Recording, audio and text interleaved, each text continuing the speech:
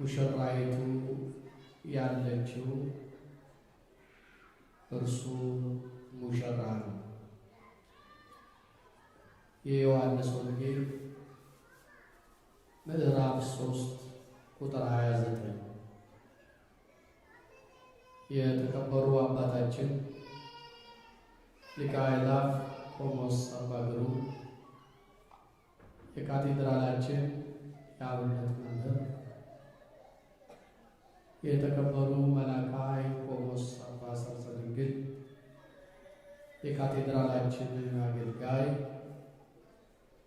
ሊቀ ስዩማን ቀሲስ ቡሩክ የሀገረ ስብከታችን ዋና ጸሐፊ፣ የካቴድራላችን አገልጋይ፣ የተከበሩ ሊቀ ኅሩያን ቀሲስ ያሬድ የካቴድራላችን ዋና ጸሐፊ፣ የተከበሩ መጋቤ ሥርዓት ቀሲስ አሰፋ የካቴድራላችን ቄሰ ገበዝ፣ እጅግ የተወደዳችሁ ወንድሞች ዲያቆናት፣ የፈለገ ሕይወት የሰንበት ትምህርት ቤት መዘምራን፣ በዚህ ማለዳ የእግዚአብሔርን በረከት ሽታችሁ በአጸደ ቤተ ክርስቲያን የተሰበሰባችሁ ማኅበረ ምእመናን ሁላችሁ በልዑል አምላካችን በእግዚአብሔር ፍጹም ሰላም ሰላም እላችኋለሁ። እንደምን አደራችሁ? እንደምን አደራችሁ? እንደምን አረፈዳችሁ? በምሕረቱ በቸርነቱ በይቅርታውና በመግቦቱ ያልተለየን አምላካችን እግዚአብሔር ስሙ ለዘለዓለም የተመሰገነ ይሁን። እናታችን እመቤታችን ወላዲተ አምላክ ድንግል ማርያም በእናትነት ክብሯ ከፍ ያለች ትሁን። የመልአኩ የቅዱስ ገብርኤል የአባ ሕርያቆስ በረከት በሁላችን ላይ ይደር። ሙሽራይቱ ያለችው እርሱ ሙሽራ ነው። የዮሐንስ ወንጌል ምዕራፍ 3 ቁጥር 29 ዛሬ በቅዳሴው ላይ ከተነበበልን ወንጌል ይህንን ቃል መነሻ በማድረግ የማለዳውን አጭር መልእክት እንሰማለን። ይህንን ቃል የተናገረው መጥምቀ መለኮት ቅዱስ ዮሐንስ ቃሉን የተናገረበት ምክንያት በዮሐንስ ደቀ መዛሙርትና በአይሁድ መካከል ስለ ማንጻት ክርክር በሆነ ጊዜ የዮሐንስ ደቀ መዛሙርት ወደ ዮሐንስ መጥተው ጥያቄ በጠየቁት ጊዜ ለጠየቁት ጥያቄ መልስ ሲሰጥ ሐሳቡን ከገለጠበት መንገድ አንዱ ሙሽራይቱ ያለችው እርሱ ሙሽራ ነው የሚል። እነዚህ የዮሐንስ ደቀ መዛሙርት ጌታችን አላጠመቀም፣ ነገር ግን ሲያጠምቅ አይተነዋል፣ የመሰከርክለት አንተ ብለው እንዳየ እንዳረጋገጠ ሰው ሐሳብ ወሬ ይዘው መጡ። በጉዳዩ ላይ ዮሐንስ የሚቀና መስሏቸው ዮሐንስ በጉዳዩ ላይ የሰጣቸው ምላሽ የሚገርም ነው። እንዴት የኔን ሥራ ይናጠቃል? እንዴት እኔ ከመሰከርኩለት በኋላ በዚህ ተግባር እሱ ይገኛል ብሎ ዮሐንስ በቁጣ በብስጭት መንፈስ መልስ አልመለሰላቸው። ወገኖቼ የትኛውም አይነት ፈተና ወደኛ ሲመጣ ፈተናውን የምናስተናግድበት ሁኔታ ማንነታችንን ይገልጠዋል። ለምሳሌ መድኃኒታችን ኢየሱስ ክርስቶስ ከእናቱ ከድንግል ማርያም ጋር ወደ ግብፅ የመሰደዱን በስደት ተንከራቶ ቆይቶ የመመለሱ ታላቅ ጉዳይ ቤተ ክርስቲያኒቱ እያሰበች 40 ቀን በዝማሬ ታወሳዋል። ገዳዩ ሄሮድስ የተወለደውን ሕፃን ሊገድል በፈለገ ጊዜ ከዚህ ፈተና ጌታችን ያመለጠው በመሸሽ። ፈተናን የምናስተናግድበት ሁኔታ ማንነታችንን ይገልጣል። ጌታችን ከገዳዩ ሸሸ። አንዳንድ ፈተና ሸሽተን የምናመልጠው፣ አንዳንድ ፈተና ሰዎች ባሰቡት ልክ ሰፍረን በቁጣ የምናስተናግደው እንዳልሆነ ሊያስተምር መጥምቁ ቅዱስ ዮሐንስ ሲያጠምቅ አይተነዋል ብለው ያመጡለትን ወሬ የመለሰበትን መንገድ ነው መነሻ ያደረገ። በነገራችን ላይ ዛሬ ፈተና ባጋጠመው ጊዜ ፈተናውን በምን አይነት ሁኔታ እንደሚያስተናግድ አብነት ምሳሌ ሆኖ ያስተማረን የእመቤታችን ቅዳሴ ደራሲ አባ ሕርያቆስ በዓለ ልደቱ ነው። በረከቱ በሁላችን ላይ ይደር። አባ ሕርያቆስ በጸሎት የሚመሰጥ ሰው ነበር እንጂ እንደ ሊቃውንቱ መጽሐፍ ያስኬደ ሰው አልነበር። ጵጵስና ተሹሞ በአባትነት ያገለግላቸዋል። በጸሎቱ የማይታማ ነው። ሙሉ ቀኑን በጸሎት ልቡ ተመስጦ ሲያሰላስል ይውላል። መዝሙረ ዳዊትን አጠንክሮ ይጸልያል። በይበልጥ መዝሙር 44 ጎሳ ልበ ቃለ ሰና የሚለውን ታላቅ ጸሎት በተመስጦ ሆኖ የሚያከናውን አባት። አንድ ቀን ፈተና ገጠመው። ቅዳሴ ላይ ሳለ ዛሬ ቅዳሴ መግባት አለበት ብለው ሊቃውንት አስገቡት። አንዳንዶች ይሳለሙበት ስለነበረ ቅዳሴ ገብቶ እንዲቀድስ ካደረጉት በኋላ ዛሬ የሚቀድሰውን ቅዳሴ እናያለን ብለው ሊያላግጡ ሊያሾፉበት ተሰናድተዋል።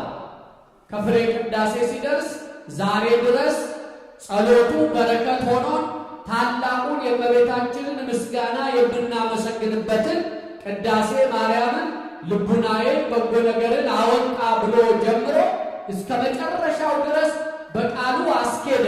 አያችሁ፣ ያ ፈተና ሲገጥመው ቅዳሴ ሲያስገቡት እመቤቴ ሆይ መገፋቴን፣ መፈተኔን፣ መንገላታቴን በአሽሟጣጮች እጅ መውደቄን ተመልክተሽ እናቴ ሆይ ቁሚልኝ አለ።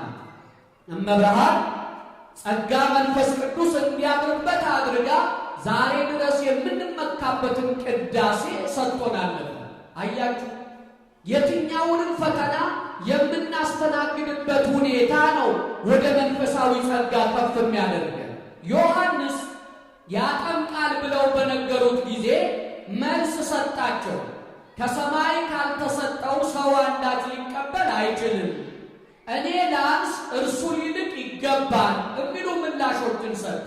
እኔ ትኩረት የማደርገው አንዱ ላይ ሙሽራይቱ ያለችው እርሱ ሙሽራ ነው።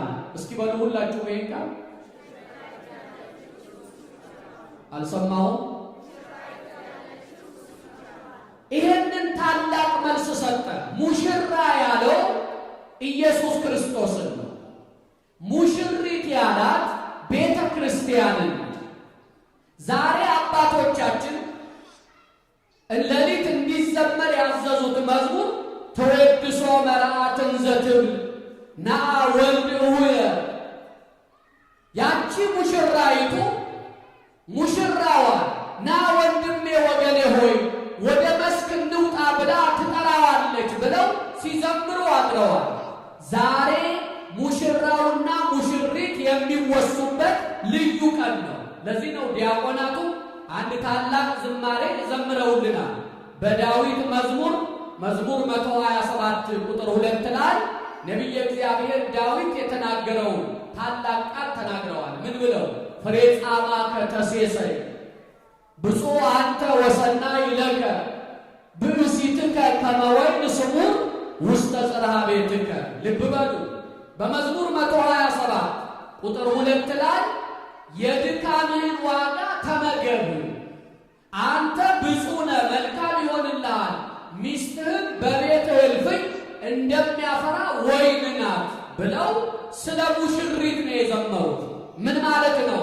ዛሬ ዜማዋ ሙሽሪትና ሙሽራ የሚል ነበር። ወደ ፍቺው ስንመጣ ቃሉን የተናገረው ዮሐንስ ነዋንና ሙሽራ ክርስቶስ፣ ሙሽሪት ቤተ ክርስቲያን። ሙሽራይቱ ያለችው እርሱ ሙሽራ ነዋ። ምን እየነገረን ነው መጥምቁ? ቤተ ክርስቲያን የሌለችው ክርስቶስ የለም እያለ ነው። ክርስቶስ የቤተ ክርስቲያን ራስ ነው። ቤተ ክርስቲያኒቱ ሙሽሪት ደግሞ አካሉ ናት። የቤተ ክርስቲያንን ክብር ልብ ብላችሁ ተመልከቱ ወገኖች። ቤተ ክርስቲያን ተራ ቤት አይደለች። ተራ ቤት ስላልሆነች፣ ሙሽሪት ስለሆነች፣ የክርስቶስ አካሉ ስለሆነች ወደ ቤተ እግዚአብሔር ስንገባ ገና ከደጁ ከገረገራው ጫማችንን እናወልቃለን። ተራ ቤት ቢሆን ጫማ እናወልቅ። አሁን ለቤታችን ደህንነትና ጤንነት፣ ለቤታችን ጽዳት ስንል በተራው ቤታችንን ጫማ ማውለቅ ጀምረናል። የሚደንቀኝ ለተራው ቤቱ ጫማ ያወለቀ ሰው ቤተ እግዚአብሔር ስትገቡ ለምን ጫማ ታወልቃላችሁ ብሎ ማንጓጠጡ። ልብ በሉ፣ ይቺ አካሉ ቤተ ክርስቲያን ሙሽሪት የተባለችው ደምቃ የታየችው ራሷ ሙሽራዋ ክርስቶስ ስለሆነላት ነው። ወገኖቼ አሁን የተቀመጣችሁት ተራ አዳራሽ ውስጥ አይደለም። አሁን የተቀመጣችሁት አልባሌ ቦታ አይደለም። የክርስቶስ አካል በሆነች በሙሽሪቷ ነው ተከልላችሁ ያላችሁ። ልብ በሉ፣ ወላጆች የሚድሯት ልጃቸውን በሙሽርነቷ ቀን አምራ ተውባ ሲያዩ እንኳን ቤተሰቦቿ ወዳጅ ዘመድ እንኳ እሷን ለመመልከት ያንጋጥጣል፣ አይኑን ያንከራትታል። ከፍ ብላ ስትታይ ከፍታዋን ለመመስከር የእኛ አካል ናት ለማለት በብዙ ይረባረባል። ለዚህ ነው ዮሐንስ ሙሽራይቱ ያለችው እርሱ ሙሽራ ነው ብሎ የቤተ ክርስቲያን ራስ፣ የቤተ ክርስቲያን ጉልላት፣ የቤተ ክርስቲያን ዋና ክርስቶስ እንደሆነ መሰከረላቸው። ይሄ የመጀመሪያው ወገኖቼ፣ ቤተ ክርስቲያን ሙሽሪት ናት። ሐሴት የምናደርግበትን ጸጋ የምንቀበልባት ቤተ ክርስቲያን የክርስቶስ አካሉ ናት። እንመለስ ወደ ዳዊት ቃል፣ ፍሬ ጻማከ ተሴሰያ፣ የድካምህን ፍሬ ትመገባለህ። ምን ማለቱ ነው? የድካምህን ፍሬ ተመገብ ማለት በቁም ንባቡ ሰርተው የበሉት ነው የሚያረካው። ሰርተው የበሉት በፍጹም ሊያረካ አይችልም። በድካማችን እንድንመገብ ታዞልናል። ወገኖቼ ሰርቶ ማደር ክርስቲያንነት። እዚህ ያላችሁ ሁላችሁም በእርግጠኝነት ደክማችሁ የምታድሩ ናችሁ። እግዚአብሔር ጉልበታችሁን ይባርክላችሁ፣ ስራችሁን ያቅናላችሁ። ደግሞ ማደር፣ ሰርቶ ማደር ትክክል ነው። ሰርቆ ማደር ነውር ነው። ዋሽቶ አጣልቶ ማደርና መጠቀም ኃጢአት ነው። በጉልበት መገልገልና ማገልገል የተገባ ነው። የተፈጠርንለት ዓላማ ነው። በቁም ንባብ የድካምህን ፍሬ ተመገብ። ደስተኛ ትሆናለህ፣ መልካም ይሆንልሃል። ሚስትህ በቤትህ እንደሚያፈራ ወይን ትሆንልሃለች። በድካምህ ተመግበሃልና ቤትህ የሰላም ቤት ይሆናል፣ ያለ ጭንቅ ትኖራለህ አለ በንባብ።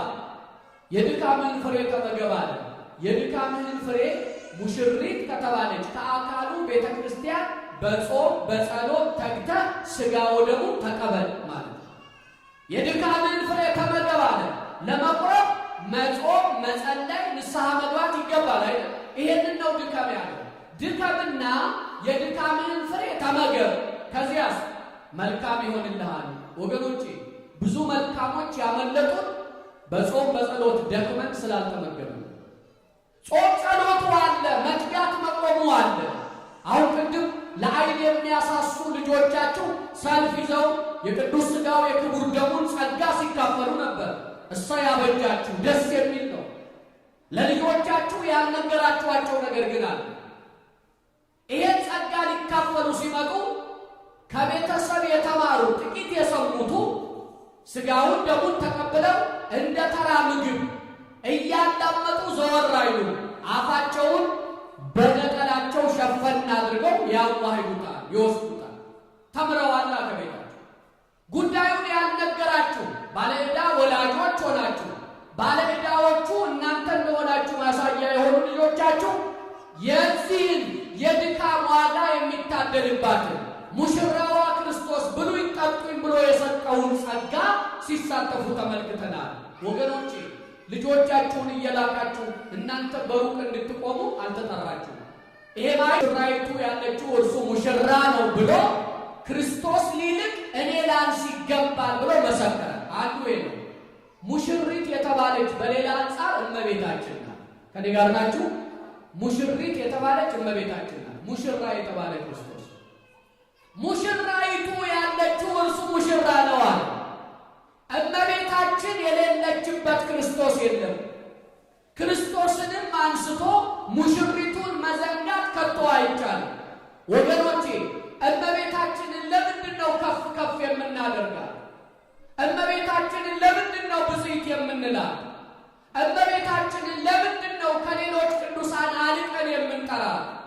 ለኦርቶዶክሳውያን የእመቤታችን ነገር ልዩ ቦታ እንደሚሰጠው ጸሎታችን ማሳያ ነው። አባታችን ሆይ ብለን እመቤታችንን ሳናነሳ አንተው። ሙሽራይቱ ያለችው እርሱ ሙሽራ ነው ብሏል መጽሐፍ በደታ። ለምንድን ነው ከፍ ከፍ ያደረግናል? እርሷ ሙሽሪት ስለሆነች። ሙሽርነት በዋዛ አይገኝም። ሙሽርነት ክብር ይፈልጋል። ሙሽርነት በዋዛ ስለማይገኝ ሙሽሪት ለሙሽራ ሙሽሪት ሆና እንድትቀርብ የሚማልዱ የሚሸመግሉ እባካችሁ የሚሉ ጠሪዎች አሉ። በምድር ሥርዓት እመቤታችን መላእክት እያረጋጓት ቅዱሳን እያሸበሸቡላት ስለ ንጽሕናዋ ስለ ድንግልናዋ ወዳጅ ዘመድ ቤተሰብ እየመሰከረላት በአምላክ ሕሊና የታሰበችይቱ አማናዊቱ ሙሽሪት ወላዲተ አምላክ ድንግል ማርያም ሙሽራ ክርስቶስን ለመውለድ የበቃች የተገባች ሆና ተገኝታለች። ይህንን የዛሬውን መዝሙር የዛሬውን ድባብ ይበልጥ የሚያብራራልን መኃልየ መኃልይ ዘሰሎሞን የሚለው መጽሐፍ። መኃልየ መኃልይ ዘሰሎሞን ላይ ሙሽራውና ሙሽሪት ምን እንደሚወያዩ በሚገርም ቃል ይነግረናል። እኛ በምናውቀው የፍቅር ቃል ነው የሚነግረን። ሙሽሪቱ ሙሽራዋን መላንሳ ውዴ ትለዋል። እስኪ በሉልኝ ማን ትለዋል? ውዴ። በጣም ይደንቀኛል ያለው ሙሽራይቱ ሙሽራዋን የምትጠራው ውዴ ብላ ነው። ለቤተ ክርስቲያንም ቢሆን ውዷ ክርስቶስ ነው። ወገኖቼ ለቤተ ክርስቲያን ከክርስቶስ በላይ ሌላ አጀንዳ ሌላ ጉዳይ የለም። እርሱን ነው የምታደርቀው፣ እርሱን ነው የምታገኘው። በእያንዳንዱ ነገሯ የምትናገረው ክርስቶስን ነው። ሌላውን ተውትና አሁን ማዕጠንተ ወርቅ ወደ እናንተ መጥቶ ካህናቱ እየመላለሱ ሲያጥኗችሁ መዓዛ ዕጣኑን ለማሸተት ብቻ መስሏል ከተሰማችሁ ተሳስታችሁ። ካህኑ ስብሐት ወክብር ብሎ እዚህ ምስጋና አድርሶ ለአብ ለወልድ ለመንፈስ ቅዱስ እጅ በመነሳሳት አምልኮ ከሰሙ በኋላ እየዞረ ያጥናል በምዕመናኑ መካከል ዙሪያችሁ። በዚያ በባሪያ በነዌ ልጅ በኢያሱ የኢያሪኮን ቅጥር ያፈረስክ እግዚአብሔር ሆይ በምዕመናን ላይ በኔም ላይ የሰለጠነ የኃጢአት አጥር እንዳይኖር አፍርስልን እያለ እየጸለየ ይሄዳል። የሚደንቀው ጉዳዩዋ ክርስቶስ ነው፣ ውዷ ክርስቶስ ነው እያልኳቸው። ያ ማዕጠንተ ወርቅ መዓዛ ዕጣኑን የምናሸትበት ቅዱስ ንዋይ ጽንሐው ሻኩራዎች አሉት። 3 ገመዶች አሉት። ተንጠልጣይ ገመዶቹ በአንድ ይጠቃለላሉ። ባላት 3 ሆነው በአንድ ይታሰራሉ። አብ ወልድ መንፈስ ቅዱስ ብንልም አንድ አምላክ ብለን እናምናለን ይላል ጽንሐው። ለቤተ ክርስቲያን ከውዷ ከክርስቶስ በላይ ሌላ ጉዳይ የላትም። ማኅሌት የምንቆምበት ጸናጽልም እኮ የሚናገረው የእርሱም ነገር ነው። ሌላ መልእክት የለውም። በጸናጽል ውስጥ ያሉ ድምፅ የሚሰጡ ሻኩራዎች 5 ሆነው ይሰራሉ። እነዚህ 5ቱ የ5ቱ አዕማድ ምስጢራት ናቸው። ከግራና ከቀኝ ደጋፊ አገዳዎች አግድም የሚመጣ አለ። 3ቱ በአንድ ተዋደው ዜማ እንዲሰጡ ያደርጉታል። ጸናጽሉ የአብ የወልድ የመንፈስ ነዋይ ነው። ለዚህ ለሙሽሪት ለቤተ ክርስቲያን ከውዷ ከክርስቶስ በላይ ሌላ ጉዳይ የላትም። እዚህ ተሰብስበን የምናከብረው የምናገነው የምናጨበጭብለት የምናወድሰው የእልልታ መስዋዕት የምንሰዋለን አሜን አሜን የምንለው ለክርስቶስ ብቻ ነው። አስተውሉ። ያቺ ሙሽሪትን በመኃልየ ውዴ ትለዋለች። ሌላ መጥሪያ ቃል የላትም። ይሄ እኮ ለፍቅር ማሳያ ነው ወገኖቼ። ሙሽራይቱ ያለችው እርሱ ሙሽራ ነው። ያቺ ሙሽሪት ሙሽራዋን ውዴ ብላ በፍቅር ቃል ትጠራዋለች። እሱም በልዩ የፍቅር ፍለጋ ይፈልጋታል። አያችሁ፣ ሙሽራይቱና ሙሽራው ያላቸው ትስስር ቀሊል አይደለም። በፍቅር የጠለቁ ናቸው። ትስስራቸው በቃላት የሚገለጥ አይደለም። እመቤታችን ያለችው ክርስቶስ አለ፣ ክርስቶስ ያለ እመቤታችን አለች ይላል። ምንድነው ታዲያ የምንማረው ከዚህ ንባብ? በዚህ ማለዳ ቤተ ክርስቲያኒቱ ምን ልታስተምረን ነው? ሙሽራይቱ ያለው ሙሽራ ነው ብላ ያወሳችሁ ትሉኝ ከሆነ ልብ ብላችሁ አዳምጡ። የመጀመሪያው ነገር ሙሽራይቱ ያለችው እርሱ ሙሽራ ነው ብለን ንባብ፣ ምስጢር፣ አስተያየት አቅርበን ነበር። ወደ ሕይወታችን እናምጣ። ሙሽራይቱ ያለችው እርሱ ሙሽራ ነው አለ። አባቴ ሆይ በትዳር የከበርከው፣ በቃል ኪዳን የጸናኸው፣ በልጅ የተባረከው፣ በፍቅር ትስስር ኑሮ መስርተህ አግብተህ የምትኖረው ያንተ ሙሽርነት ሙሽሪት ሚስትህ እስካለች ድረስ ክብርህ የቲቱ ናት። በሚስትህ የምታገኘው ክብር ቀላል አይደለም። ብእሲትከ ከመ ወይን ስሙር ውስተ ጽራቤትከ። አሁን ምን መልሰዋል? ሚስትህ በቤትህ እንደሚያፈራ እንደ ወይን ፍሬ ናት አለ። ከቤትህ በረከት ማግኘት የምትሻ ከሆነ ሙሽሪት የኔ ክብር ናት ብለህ አንተ ሙሽራው ልታከብራት ይገባል። ሙሽሪት ከሌለች የአንተ ሙሽርነት የለም።